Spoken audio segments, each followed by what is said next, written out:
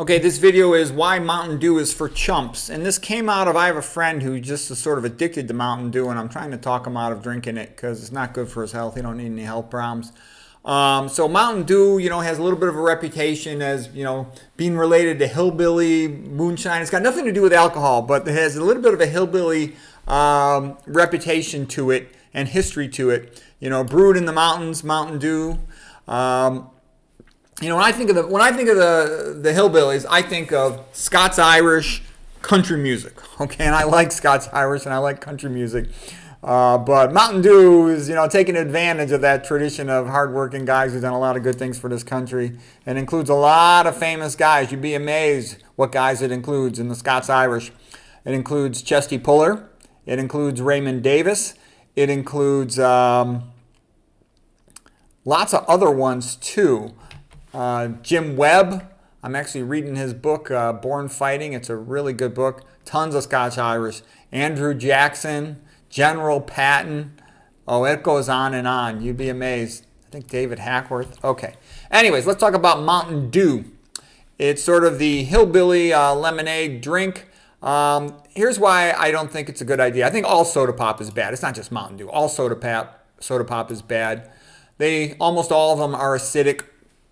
Normal pH, neutral is about 7. Saliva is in the ballpark, I think, of about 7.4, and it helps protect your teeth. When you start getting below 6 or so, you start getting, maybe especially below 5.5. You have an acidic effect that can damage teeth, damage the tooth enamel. Tooth enamel is the white stuff you can see in the mirror on your tooth. It's the top of the tooth, the crown of the tooth. Okay, but there's tons of common popular beverages that have a pH below 3. Okay, Mountain Dew is 3.2, bad enough, but there's a bunch below 3. 7-Up Cherry, Canada Dry Ginger Ale, Coca-Cola Classic, Coca-Cola Cherry, Coca-Cola Zero, Hawaiian Punch, Pepsi, Schweppes Tonic Water, Jolt Cola, Gatorade Orange or Lemon Lime, same thing with Powerades, those types, Arizona Iced Tea, Lipton Green Tea with citrus, any lemon juice, Ocean Spray Cranberry, Tropicana Lemonade. So all that stuff, man, you got to be careful putting that in your mouth too often. You're going to melt your teeth. Lots of high fructose corn syrup in Mountain Dew. I don't like that. Whenever I think high fructose corn syrup, I worry it could be contaminated with mercury if it's made through a chloralkali vat.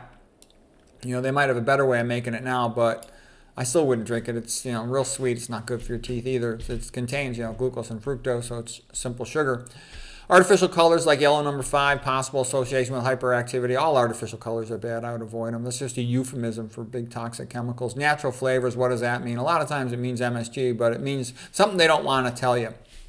A lot of caffeine. Caffeine's bad. It's good to have 0 caffeine intake. Citric acid is a preservative. Could it also contain MSG?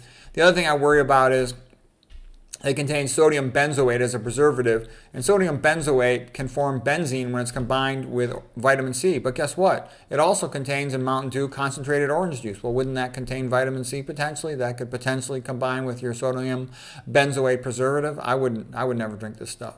And sodium benzoate's on the GRAS list, generally regarded as safe. Yeah, right. A lot of stuff sort of is grandfathered in from a long time ago, but it doesn't mean it really is safe.